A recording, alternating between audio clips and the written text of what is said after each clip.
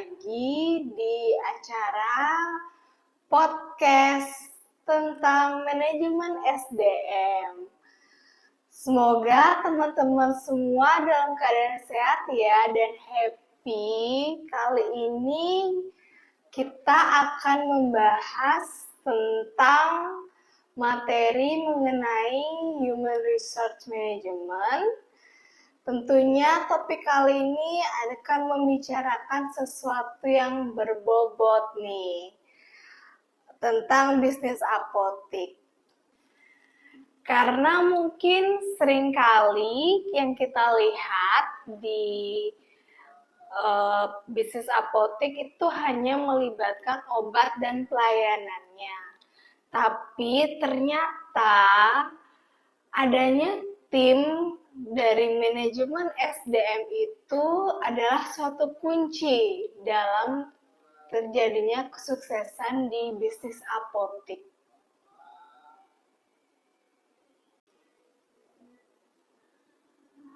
Sebelum saya memulai wawancara dengan narasumber, izinkan saya untuk melanturkan pantun dulu ya teman-teman. Pergi ke pasar membeli bunga, singgah sebentar membeli kopi. Selamat datang di podcast penuh makna bersama Apotik Bara Farma hari ini. Saya sudah bersama dengan narasumber yang spesial, owner dari Apotik Bara Farma yang akan berbagi cerita langsung nih tentang bagaimana cara membangun tim yang solid, memilih karyawan yang tepat, dan mengelola kinerja sampai menghadapi tantangan SDM di lapangan. Jadi, buat teman-teman yang tertarik belajar soal bisnis, human resource, atau bahkan yang punya mimpi nih buka usaha sendiri, episode kali ini sangat cocok nih buat kalian. Baik, tanpa berlama-lama, kita kenalkan dulu narasumber kita hari ini. Beliau adalah owner dari Apotik Bara Farma yang sudah bertahun-tahun berkecimpung di dunia bisnis farmasi, bukan hanya mengelola obat, tetapi membangun tim dan operasional apotik dan bagaimana cara mengatur karyawan di apotik tersebut. Langsung saja kita sambut dan sapa narasumber kita, owner dari Apotik Bara Farma. Halo Ibu, selamat sore, bagaimana kabarnya? Selamat sore, baik-baik, luar biasa ya tentunya. Bisa perkenalkan dulu nih nama lengkapnya. Oke, terima kasih waktunya. Sebelumnya saya apoteker Niputu Aryati Suryaningsih. Jadi saya owner sekaligus juga apoteker pengelola dari Apotik Bara Farma. Sebelumnya gimana sih Ibu bisa tertarik untuk berbisnis membuka apotik? Awalnya kita tahu apotik itu kan di situ adalah tempat untuk pelayanan karena pertama profesi saya sendiri memang apoteker, jadi kenapa mau buat bisnis apotik? Yang pasti goalnya adalah ke pelayanan gitu ya. Jadi biar saya bisa praktek gitu. Jadi ada tempat untuk praktek. Nah maka dari itu kita berpikir bahwa apotik itu nggak akan mati karena kan namanya obat dan juga vitamin yang pasti ada pelayanan yang kita layani di sana dan orang akan terus membutuhkan itu. Jadi itu alasan pertamanya kenapa sih kita pengen buat apotik. Kalau boleh tahu, mulai kapan sih Apotik Bara Farma ini didirikan, Ibu? Kurang lebih sudah 3 tahun ya. Jadi apotik ini didirikan waktu itu kita kenal masa-masa COVID, jadi pertama terpikir juga waktu itu adalah waktu masa pandemi, kita sulit banget cari gitu kan, jadi sempat terpikir, coba kalau waktu itu kita punya, jadi semenjak selesai masa pandemi nggak lama, habis itu kita mulai terpikir dan kita coba buat. Nah, kira-kira nilai apa sih yang ingin Ibu pegang dalam membangun tim yang solid di Apotik Bara Farma ini? Yang pertama sih dari motonya kita, jadi memang Apotik Bara Farma waktu pertama kali saya bangun saya sudah punya moto yaitu hadir untuk melayani. Jadi memang itu moto kita, jadi kita hadir memang untuk melayani. Bagaimana saat pasien datang, goalnya tidak hanya selalu jual beli, transaksi jual beli yang ada di sana. Jadi memang goalnya adalah melayani. Maka dari itu tidak selalu tuh pasien yang datang, apa yang diminta itu kita layani. Jadi kita memang memberikan gitu maksudnya. Jadi nggak kita mau beli ini langsung kita kasih, enggak. Jadi memang kita melayani yang memang diperlukan oleh si pasien. Jadi meskipun mungkin terlihat sebenarnya kalau kita kasih sih kita dapat income ya, tapi bukan itu goalnya. Jadi memang si pasien ini butuh atau enggak, lebih ke sana sih. Jadi kita lebih ke edukasi dulu. Jadi langsung saat datang itu kita pastiin bahwa memang yang dia beli itu memang sudah benar gitu. Kadang kan sekarang kita tahu ya, media sosial tuh berkembang, terus habis itu informasi dengan sangat mudah didapatkan. Jadi si pasien, si pembeli itu bisa dapat informasi dari mana aja, bahkan tetangga kah, temen kah gitu ya. Jadi gampang banget, jadi dia datang, kita layani dengan baik. Jadi memang kita layani apa yang diperlukan gitu sih. Wah. Nah, untuk pertanyaan berikutnya, kalau boleh tahu nih Bu, berapa sih jumlah karyawan yang ada saat ini di Apotek Bara Farma? Oke, kalau jumlah karyawan yang kita punya, karena kita emang bukan 24 jam, jadi jumlah semuanya itu berarti 7 kalau termasuk saya, karena saya juga ngisi jadwal, itu kalau sore hari kita buka untuk edukasi, konseling, itu biasanya lebih saya yang banyak, jadi di sore hari, jadi jumlah kita semua itu 7 orang saat ini. Selain jumlah karyawan tadi, posisi yang paling kritikal Bu dalam keberlangsungan Apotek Bara Farma ini seperti apa? Kalau boleh di-sharing dong. Oke, posisi yang paling kritikal itu sebenarnya adalah ketua tim.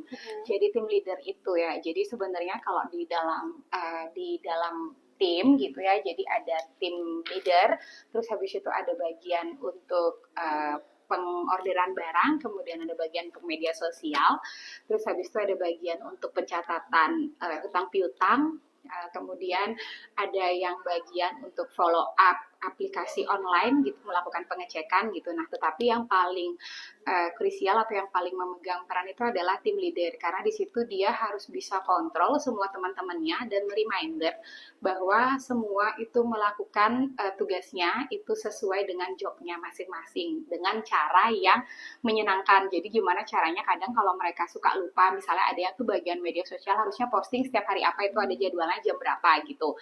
Kalau mereka nggak posting, tapi kita gimana caranya tim leader itu remind-nya tanpa harus buat teman-teman ngerasa tertekan gitu sih.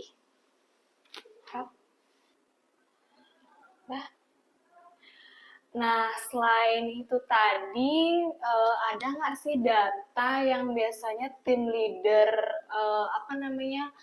cek kembali absensi, kehadiran, dan atau salesnya itu dari apoteknya? Oh, kalau pengecekan slide, karena memang kita punya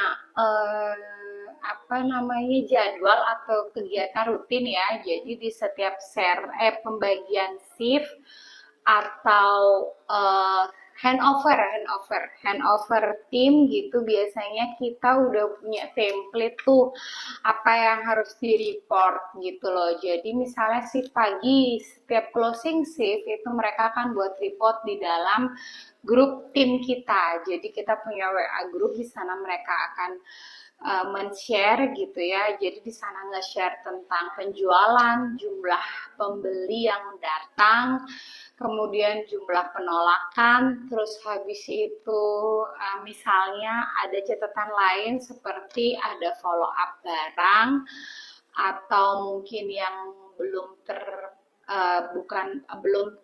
belum datang gitu ya, jadi belum datang apa, kemudian ada hutang, misalnya ada titipan obat, pasien ada melakukan titip beli gitu, misalnya siapa yang harus follow up, itu semua ada di dalam WA group. Jadi biasanya nanti tim leadernya ngecek di situ seandainya. Jadi misalnya tim leader itu sudah tahu barang itu datang, tapi di chat kita kan buat chat itu ada note-note dan ada ketentuannya gitu. Nah, nanti misalnya di situ kok belum kecentang padahal sebenarnya barang ini udah datang gitu. Jadi itu biasanya cross checknya dari sana. Berarti cross-check itu dilakukan secara teratur ya Bu ya, Iya, jadwal ya. karena memang di sana juga sudah kita jadwalin, jadi harus setiap handover. Jadi pernah waktu itu mungkin misalnya kalau tim malam itu closing itu berarti dia menotal. Jadi misalnya dia nggak ngelakuin penotalan, itu nanti di situ di reminder gitu. Mereka akan follow up ini lupa jumlah atau gimana gitu. Jadi bukan maksud, jadi nggak tanyanya ini kok nggak dijumlah, bukan dengan gitu. Jadi mereka buat bahasa biar mereka nyaman sih lebih tepatnya. Jadi tidak ada ngerasa bahwa ini tuh yang harus ngingetin saya diperintah atau gimana gitu loh. Jadi mereka buatnya biar mereka bener-bener ngerasa bahwa oh iya gitu loh. Jadi kayak dikasih tahu, diingetin gitu aja gitu sih. Oke, tadi itu tentang data yang dicek oleh tim leader di apotik. Kalau tentang keterampilan nih Bu, gimana sih yang Ibu harapkan keterampilan dan kompetensi dari karyawan di apotik barang farma itu? Oke, oke. Kalau tentang keterampilan tadi itu, jadi sudah pasti kalau goals-nya adalah memang kan kita bisa closing setiap pasien yang datang dengan nominal pemberian yang tinggi itu sih, tetapi pastinya dengan apa yang sesuai dibutuhkan sama pasien itu biasanya upselling sih. Jadi kita kadang kasih suka kasih contoh atau biasanya ada new product. Jadi kalau ada new product itu biasanya kita umumkan di dalam grup itu lagi, terus kita info nih barang ini tuh isinya apa, terus habis itu biasanya bisa kita tawarkan untuk kondisi yang gimana. Jadi kita semua bisa belajar dari sana. Jadi biasanya kita akan ngasih biasanya ada produk yang utama yang akan kita jual tuh biasanya yang kalau misalnya dengan keluhan ini kita tawarkan ini dulu, itu biasanya ada kayak pas waktu setiap bulan kita kan ngelakuin stock of name. Di setiap bulan itu kita nge-review best produknya kita. Terus habis itu yang kedua, setiap ada barang-barang baru atau misalnya ada penolakan dan kita rasa itu terlalu sering, nah itu sudah ke lebih 3 kali biasanya saya akan remind gitu, sepertinya ini banyak, nah ini tuh biasanya digunakan untuk ini, kalau gitu kita sediain. Nah nanti kalau sudah barangnya datang kita akan infoin produk ini digunakan untuk apa, bisa kita tawarkan kalau misalnya pasien datang gitu loh. Jadi kayak kita itu training tetapi di dalam grup bersama-sama gitu. Terus kemudian setiap 3 bulan baru kita buat meeting online gitu ya. Jadi nanti kita bisa kayak belajar bareng gitu. Misalnya sekarang lagi banyaknya apa, kita kan lihat dari sales yang paling tinggi apa, terus habis itu baru kita belajar jadi produk ini. Jadi yang lain, misalnya nih di dalam tim yang paling banyak jualin produk itu cuma si A aja nih. Kenapa yang lainnya kok nggak nawarin yang itu gitu. Nah ternyata dari sana mereka sharing terus habis itu belajarnya bareng gitu. Jadi tidak selalu saya, tapi terkadang mungkin mereka yang di lapangan punya pengalaman lebih, kadang mereka yang cerita. Iya soalnya pasiennya tuh gini bu, gini gitu kan. Jadi dari situ baru oh gitu ya temennya ngeliat, oh gitu berarti gini cara nawarinnya gitu. Jadi sama-sama belajar lebih tepatnya.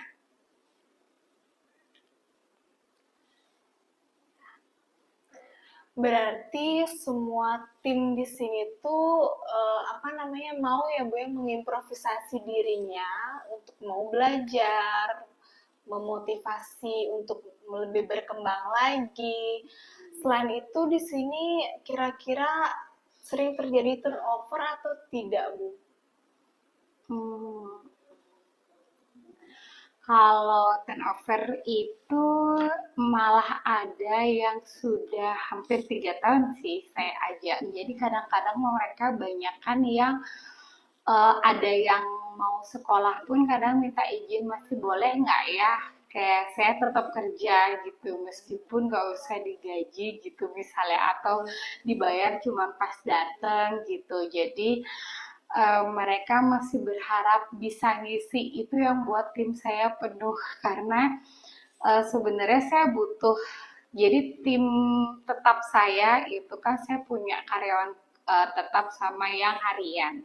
Yang hariannya ini beberapa mungkin karena sambil sekolah dan yang lainnya, tetapi mereka nggak mau pergi gitu, nggak mau leave meskipun dikasih sebentar aja itu nggak apa-apa gitu. Jadi semakin banyak tuh karena itu gitu loh. Jadi karena mereka masih pengen bareng, bahkan terkadang ada yang kan ini karena memang kita cuma nggak 24 jam, jadi ada yang mau sekolah dan mereka sampai bilang coba punya apoteknya ibu 24 jam, jadi saya bisa sambil sekolah terus saya bisa sambil kerja. Dia pindahnya ya karena sekolah kayak gitu, dan mereka masih kesini tetap, maksudnya masih mau main, masih kesini sering, masih komunikasi biasa, jadi sering mampir gitu, masih sering sih kita ajak gitu.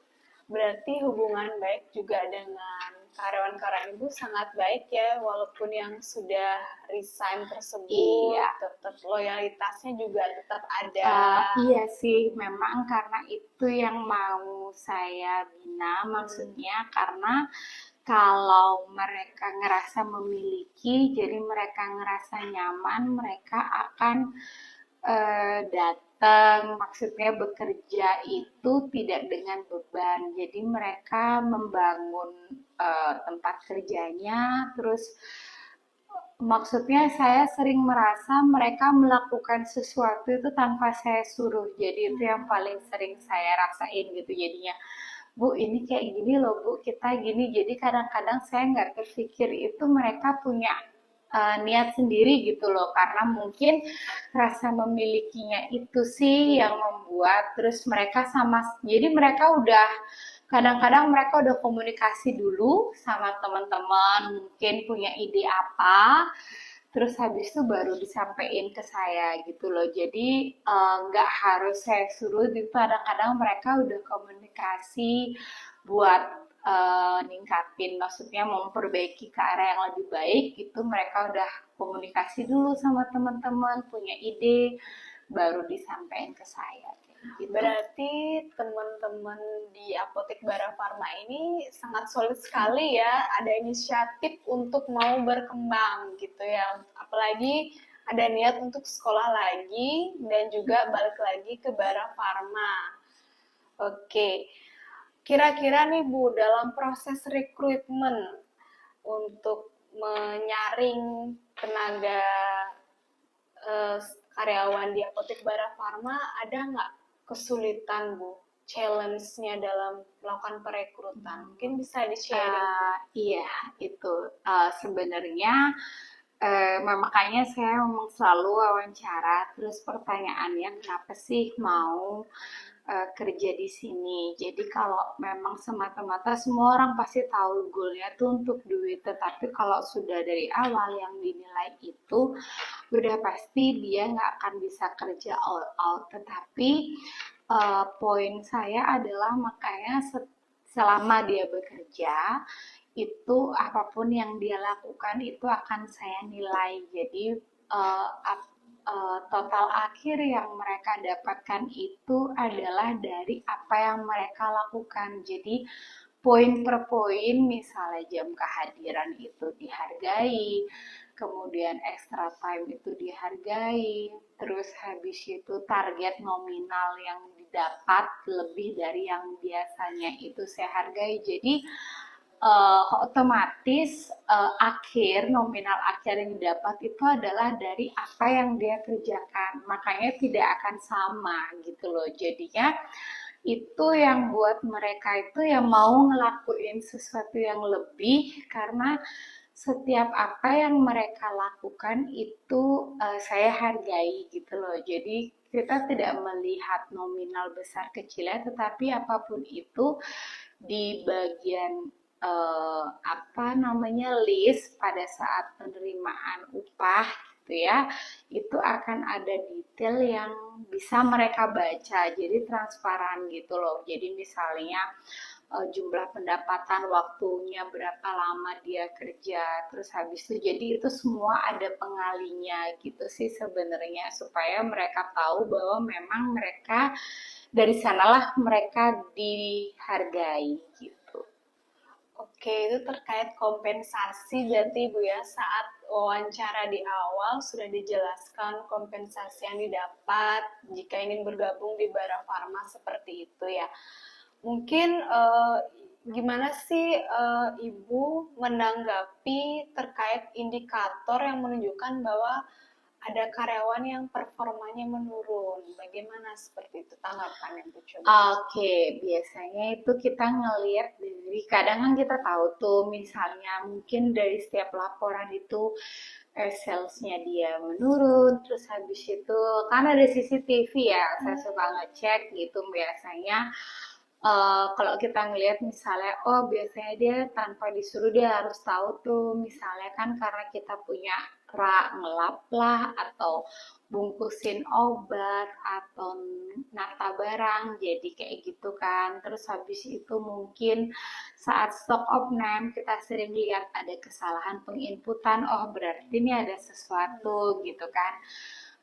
Kalau terjadinya lebih dari 2-3 kali, kita biasanya suka kemudian ke depannya kita sering cek lagi saat jam dinasnya dia gitu, kenapa ya, kita lihat. Terus habis itu saya coba tanya, jadi tanya teman-teman saya, kira-kira kalian ada masalah nggak sama sama teman-teman, nggak saya nanya nama sebutnya, jadi saya pancing dulu di masing-masing orang gitu. Oh ternyata mereka ngerasa ada ini nggak kira-kira, nah denger dulu, terus kalau mereka ada laporan oh ternyata bukan saya aja nih yang ngerasa gitu ya. Terus habis itu oke, berarti memang ada something. Nah setelah saya tanya baru coba saya ajak empat mata. Jadi biasanya kadang-kadang mereka sampai kaget sih kalau saya, kadang mereka nggak tahu kalau ternyata saya lihat CCTV di tengah-tengah gitu. Maksudnya, kok ibu tahu sih saya terima telepon, misalnya saya pernah dengar dia pernah ya, namanya anak muda ya kan, ada masalah mungkin sama pasangannya atau apa, teleponan itu pernah saya dengar gitu, sampai saya tanya komunikasi ya, pastinya ada sesuatu yang buat dia jadi kayak nggak semangat gitu kerjanya, jadi nggak teliti lah kayak gitu. Biasanya setelah kita cross check dari lingkungan itu teman-teman kerjanya dan ngerasa mungkin ada yang sama, baru saya tanya empat mata dengan beberapa uh, bukti-bukti yang udah kita kumpulin gitu biasanya. Maksudnya biar dia nggak ngerasa kayak dimata-matain ya kan. Jadi takutnya ngerasa temen yang ngelapor hubungannya malah nggak nyaman. Jadi biasanya ada beberapa bukti terus saya sampein. Saya biasanya lihat jam jaganya dia.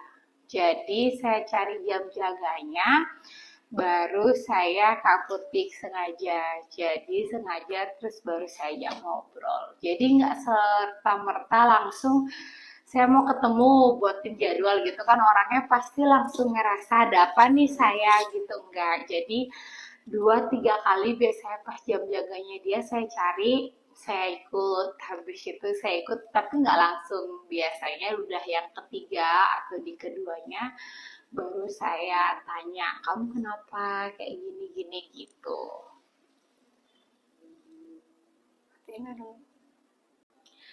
Nah, terkait tadi Ibu bilang komunikasi nih, bagaimana cara Ibu memonitor terkait komunikasi tersebut sehingga tidak timbul konflik di antara para staf nih? Ada nggak sih kiat-kiat preventifnya kayak gitu? Yang paling sering sih kita pergi ya, mungkin kayak waktu beberapa hari yang lalu saya suka misalnya sebelumnya kayak tim yang dulu pernah gitu, pernah yang ada gitu, kita biasa buat pergi bareng nih karena soalnya anak-anak muda ya, saya ajak nongkrong bareng lah, ngopi bareng gitu. Terus habis itu kayak waktu beberapa saat yang lalu kita nonton bareng gitu. Jadi misalnya karena memang lebih banyak yang cewek gitu kan, karena nggak mungkin apoteknya tutup. Jadi kita girls day out gitu, jadi pergi cewek-cewek gitu ya, para ciwi-ciwi kita ajak nonton sama-sama rame-rame kayak gitu. Jadi saya tak ajakin terus habis itu dan memang akhirnya mau gitu semuanya yang cewek-cewek. Jadi memang sudah pasti ada yang dikorbanin jaga. Kalau misalnya kita mau bareng-bareng sembahyang, kita bareng-bareng kita cari apa namanya tenaga harian yang bisa gantiin gitu. Jadi kita pergi sembahyang bareng kayak gitu. Jadi memang nggak sampai setahun sih, jadi sudah pasti kita sering keluar gitu ya, keluar kayak gathering mini lah gitu sama tim. Terus kalau di setiap stock opname itu kita biasanya habis stock opname kita makan bareng. Jadi kita duduk buat melingkar gitu, makan sama-sama gitu biar mereka ngerasa kekeluargaan. Jadi kadang saya masak, kadang mereka minta ibu masak, kangen masakannya ibu gitu. Jadi saya masak, saya siapin makanan, terus habis itu baru kita makan bareng kayak gitu sih yang paling sering. Jadi di sana mereka kayak rasa kekeluargaannya aja timbul gitu loh, maksudnya biar mereka satu sama lain ngerasa gak ada jarak. Jadi mereka kalau butuh bantuan atau ada apa-apa itu bisa ngomong sama temen gitu loh, jadi nggak berat. Misalnya kalau dia butuh yang gantiin gitu atau gimana gitu, jadi lebih enak komunikasinya. Selain itu nih Bu, bagaimana Ibu memastikan budaya kerja di Apotek Bara Farma ini agar tetap konsisten meski timnya itu bertambah? um, Budaya kerja itu sih kita sih yang harus maintain. Jadi kayak jam deh kehadiran gitu kan, karena jam ini pun pagi yang paling agak sulit itu adalah buka on time di jam 7.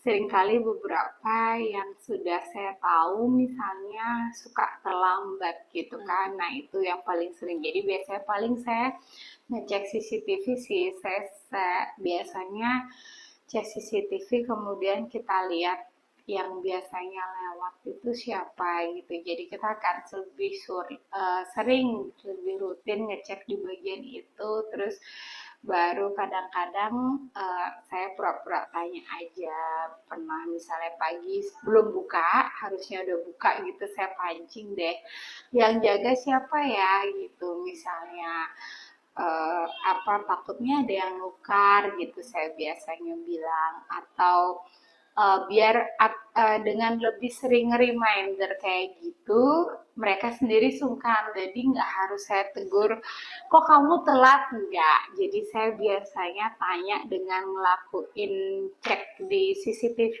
itu, jadi kita bisa lihat belum buka gitu kan. Terus saya tanya, tadi ada pasien loh satu, harusnya kamu bisa layani, jadinya nggak beli gitu loh, jadinya kamu nggak dapet sales karena kan mereka juga harus dihitung sales penjualannya.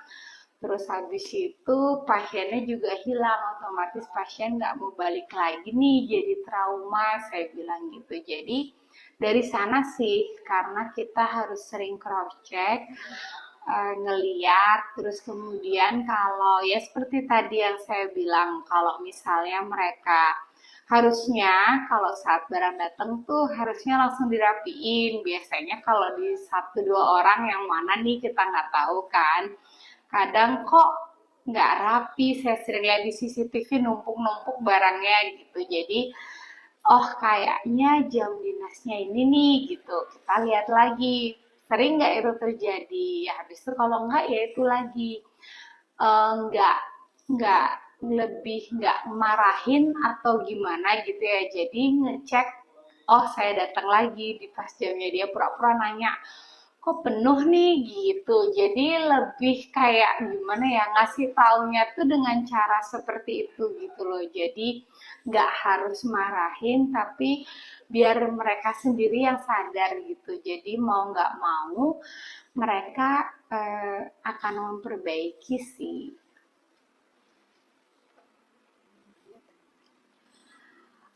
Kira-kira bagaimana sih cara training staf baru agar sesuai dengan standar dengan pelayanan kefarmasian di Apotek Bara Farma, Bu? Oke. Kalau staf baru itu dia memang kita butuh waktu karena mereka harus kita kasih ketemu, jadi mereka kayak apa namanya ketemu dulu sama tim yang sebelumnya. Jadi biasanya siapa aja tuh, jadi mereka harus dapat jaga sama tim-tim yang sebelumnya. Jadi biar mereka tahu kelebihan dari masing-masing orang. Jadi misalnya kan kadang memang ada yang apa upsellingnya tuh memang ada yang bagus, sudah biasa banget tuh kayak ngomong gitu, kita kasih tahu, jadi kita temenin, jadi mereka tuh kayak ketemu sama apa namanya sama tim yang A gitu tuh berapa kali kayak gitu, jadi mereka nggak langsung sih, biasanya butuh waktu 1 sampai 2 bulan, itu dia tidak lepas sendiri, jadi mereka harus ketemu dengan beberapa teman-temannya, dan itu saya kasih tahu nanti belajar ini tuh lihat ini, lihat si A, habis itu nanti belajar yang apa, lihat si B, jadi mereka tim baru ini akan tahu apa kelebihan atau apa job desk dari masing-masing tim yang sebelumnya. Bu, untuk di Apotek Bara Farma sendiri nih Bu, bagaimana cara mengukur kualitas pelayanannya secara konsisten?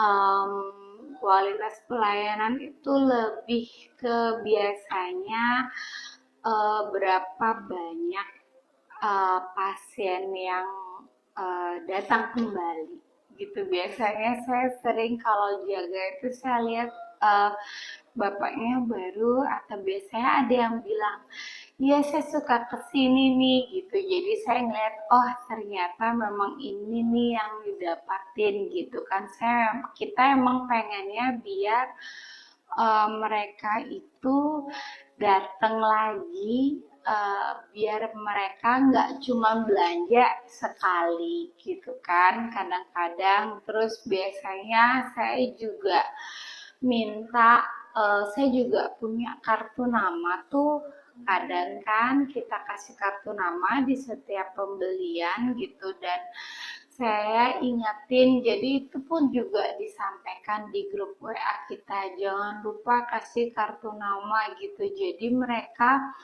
bisa chat, terus habis itu bisa masuk ke media sosial dan yang lainnya yang bisa saya baca, jadi di sana saya juga bisa ngecek. Maksudnya kalau misalnya ada ketidakpuasan dari pasien atau apa, itu biasanya langsung ke lapor kan gitu kan, pasti mereka akan dengan mudah tuh menyampaikan, dan saya bisa membaca itu gitu karena saya bisa punya akses kayak gitu sih biasanya yang kita lihat. Jadi sama biasanya kita dari, kalau misalnya ada pelayanan resep kayak gitu kan, itu biasanya mereka sudah pasti akan konfirmasi kembali untuk saya mastiin bahwa tim tidak melakukan kesalahan dalam melayani atau membaca resep kayak gitu. Selain itu, Bu, di sini ada nggak service excellent yang sangat dibanggakan nih oleh Apotek Bara Farma? Misalnya mungkin ada telemedicine mungkin di sini, kayak gitu. Oke, kita belum sih ya kalau ngelayanin apa telemedicine-nya di apotek, tapi yang kita layanin itu adalah mereka bisa eh, mungkin ini nggak jauh berbeda, tetapi kita memang ngasih kontak itu deh yang tadi kita kasih itu kita kasih kartu nama dan yang lainnya dia bisa chat gitu loh, maksudnya bisa lebih gampang komunikasi tanpa harus datang. Itu yang paling sering terjadi itu mereka chat dulu ada nggak, terus habis itu kadang mereka nyampein keluhannya gitu, nanti tak biar datang tinggal ambil, atau bahkan ada yang sudah biasa banget itu biasanya udah mesen aja, jadi nanti kita kirimkan gitu loh. Jadi mungkin itu yang buat mereka nyaman gitu kan dengan kita, jadi sudah sangat terbiasa, jadi mereka kadang udah hafal banget nih gitu, jadi udah langganan belum habis sudah pesan lagi gitu. Itu sih.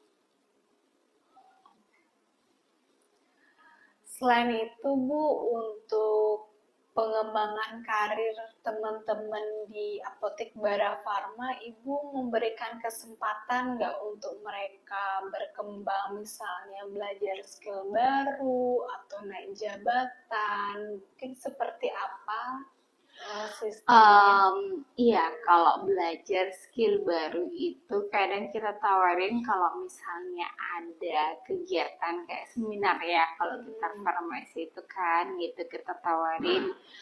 Terus habis itu yang mau, terus kalau sekolah itu juga itu saya tanya kok. Jadi memang saya tidak membatasi, makanya banyak yang sambil sekolah itu kadang saya tanya kalau emang mau itu kita memang kita kasih kesempatan gitu loh. Terkadang kalau misalnya ada yang butuh dana atau apa gitu kan, jadi dia bisa minta bantuan atau apa gitu, nanti potong gaji kayak gitu misalnya. Itu tuh kita kasih kesempatannya dengan cara begitu, jadi mereka masih bisa sekolah juga, terus habis itu tapi tetap karena kan itu butuh biaya ya, jadi masih bisa kita kasih bekerja gitu.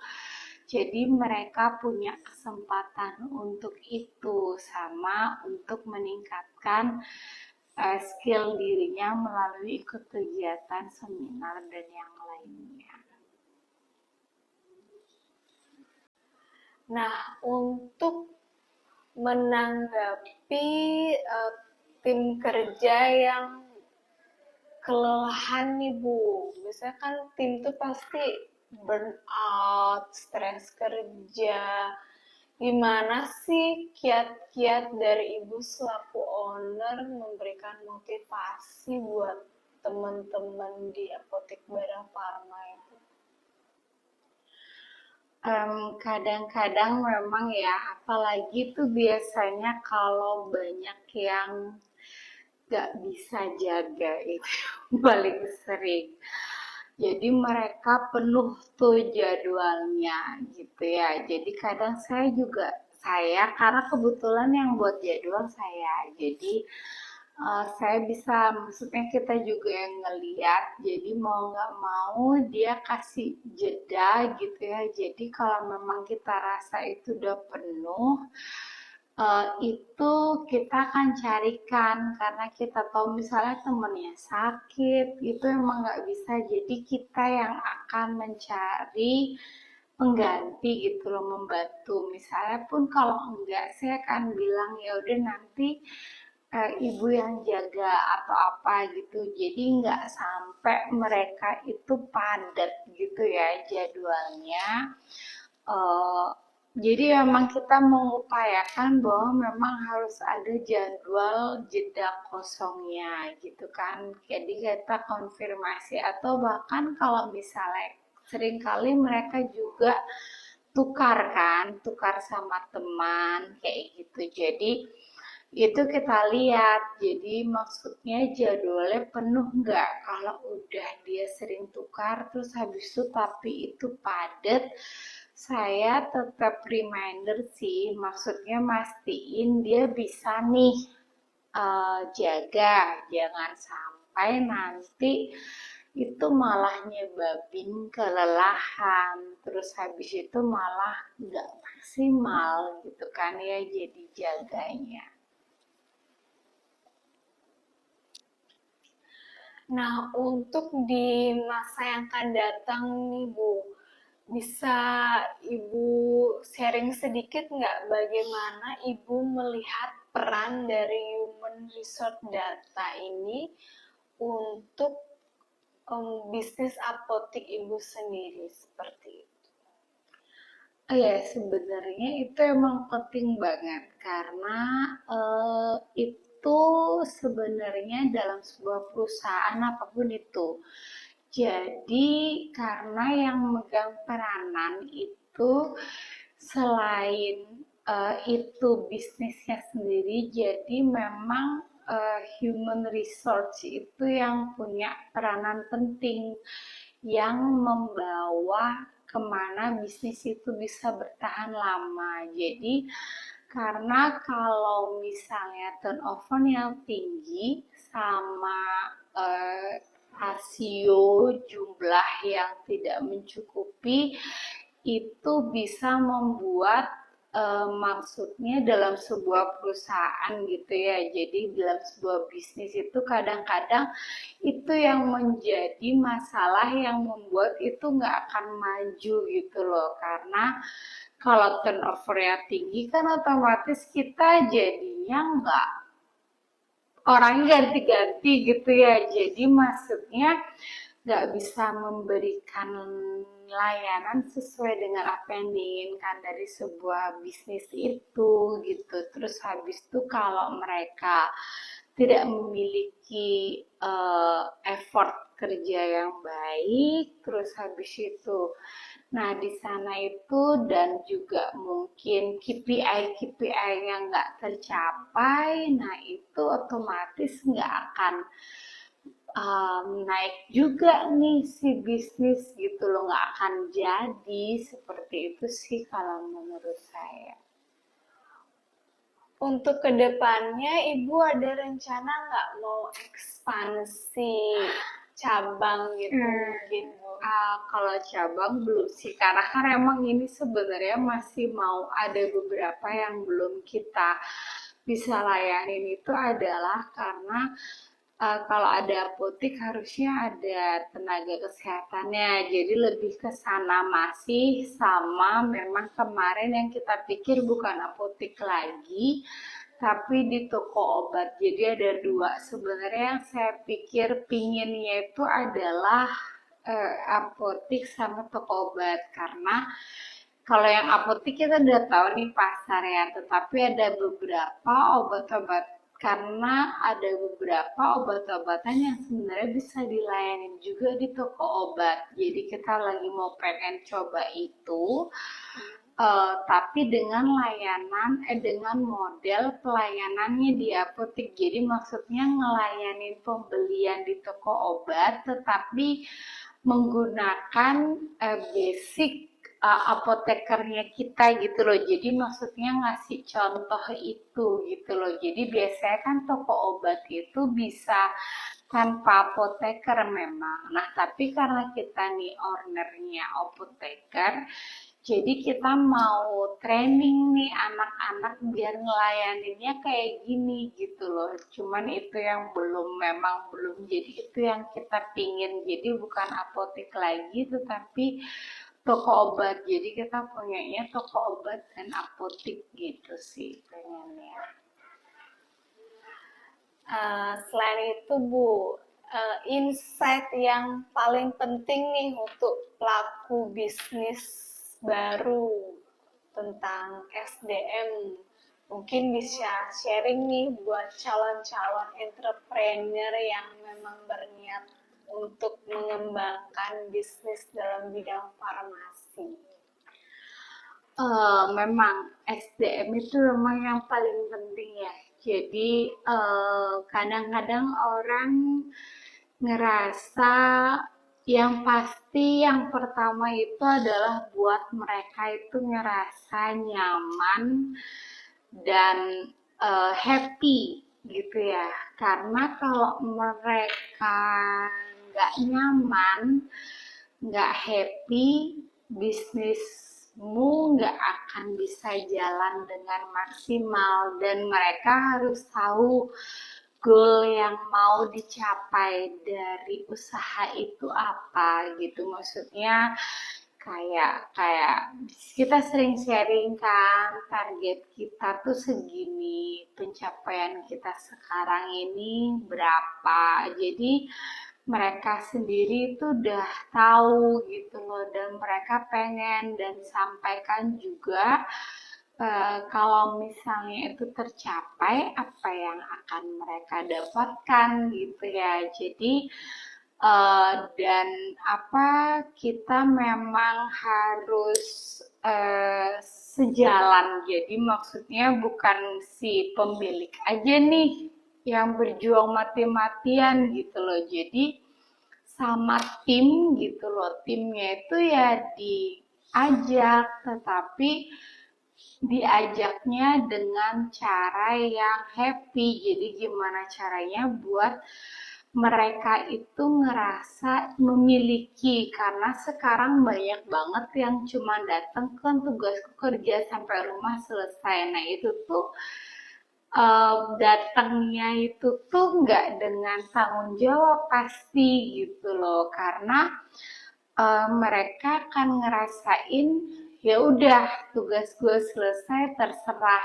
gitu loh. Nah kalau kayak gitu ya dia nggak akan mikirin. Kalau saya kadang-kadang mereka tuh kasihan ya Bu ya kalau ini misalnya nanti ada obat mendekati expired nggak terjual itu tuh mereka sendiri yang akan Bu ini udah mau mendekati ED daripada nanti expired itu kan akan menjadi minus ya di keuangan kita. Nanti kita seberapa bulan ini kita taruh depan aja berarti mereka harus jual. Jadi mereka yang saling ngingetin sama teman kayak gitu loh. Jadi rasa tanggung jawab itu kan yang sebenarnya diperluin yang akan ngebuat bisnismu tuh semakin jalan gitu loh. Nah, munculin itu yang perlu PR sebenarnya di sebuah bisnis karena itu kita di awal juga saya berpikir ternyata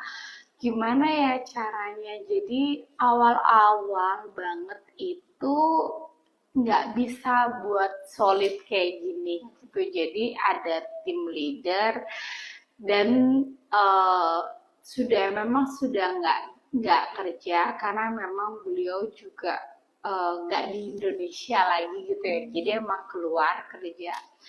Nah itu tim leader itu ternyata ada gap gitu loh. Maksudnya waktu itu tuh ada gap sama tim yang di bawahnya gitu. Yang ngebuat tim yang bawah juga nggak nyampe. Jadi semua informasi ini ada cut ke cut. Jadi ke saya nggak dapet apa-apa. Nah, habis itu setelah nggak ada baru saya datang terus sering cerita baru terus akhirnya baru saya bisa tahu maksudnya saya bisa ngerasain oh kenapa dulu nggak bilang iya soalnya nggak berani kayak gitu jadinya apa namanya baru bisa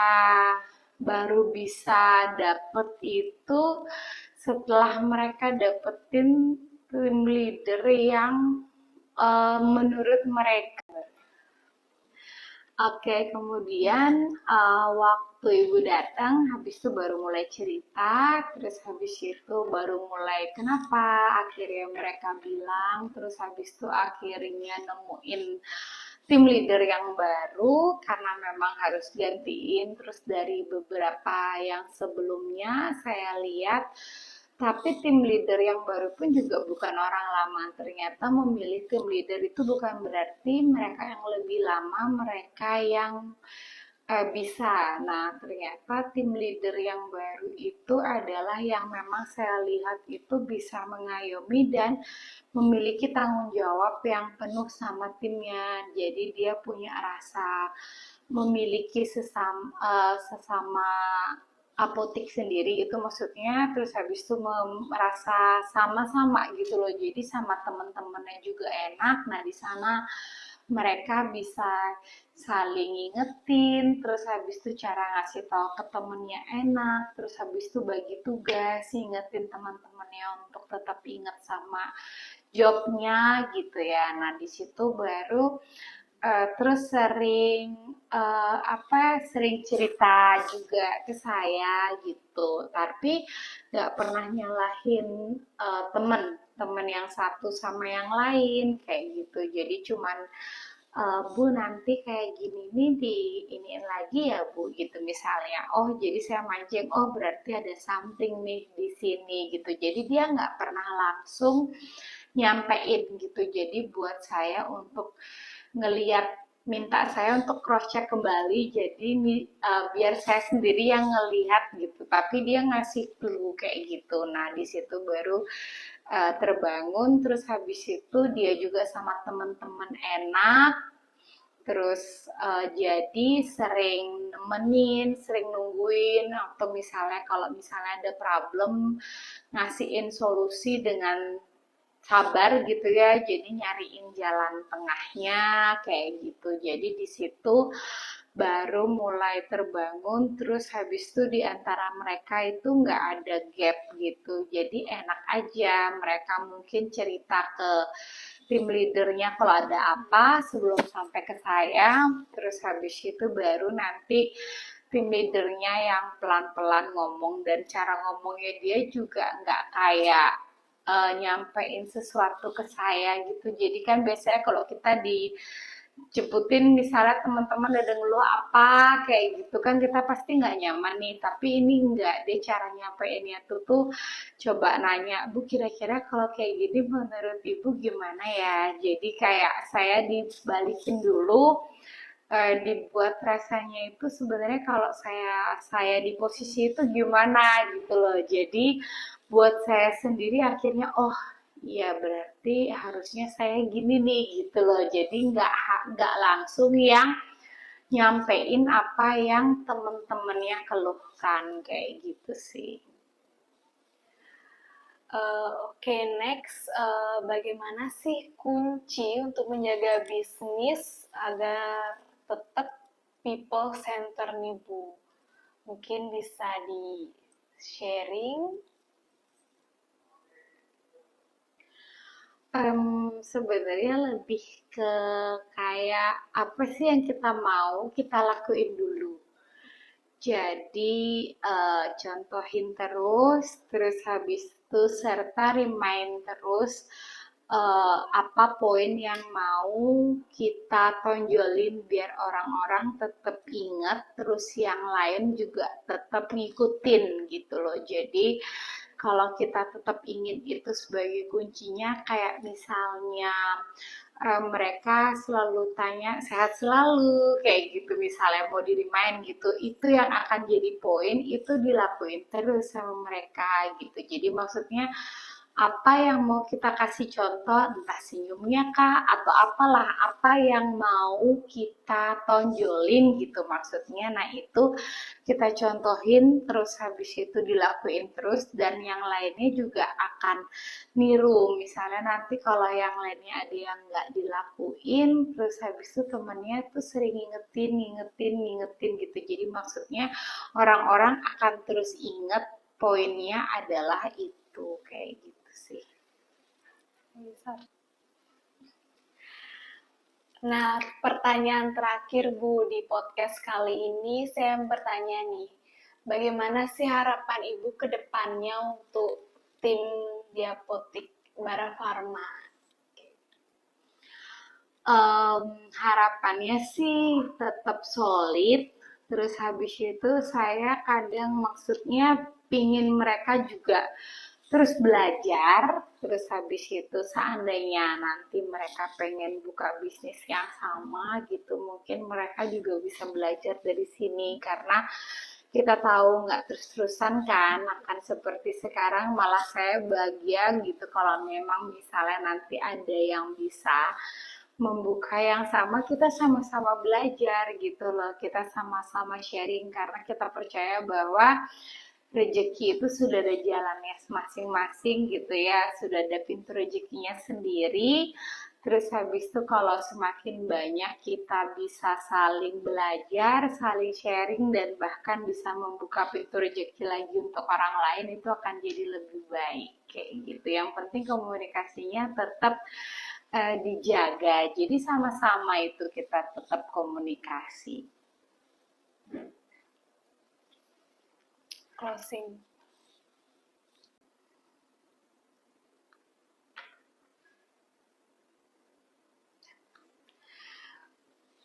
Oke teman-teman, itu tadi sharing yang sangat menarik ya dengan Ibu Aryati selaku owner Apotek Bara Farma.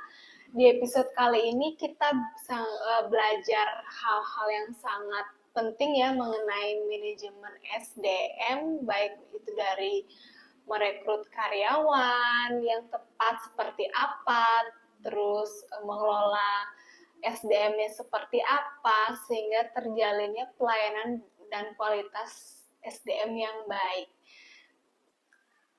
Oke teman-teman, itu tadi podcast mengenai peran SDM dan people analytic di bisnis apotik.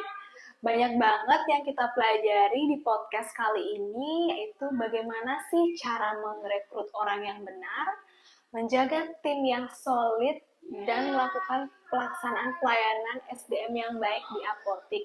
Tentu saja podcast kali ini memberikan obrolan yang sangat bermanfaat untuk bagaimana sih seorang human resource itu bisa melaksanakan pengelolaan sumber daya manusia yang baik dalam suatu bisnis. Oke, sekian dulu podcast kali ini. Kita lanjut di podcast-podcast berikutnya. Bye-bye!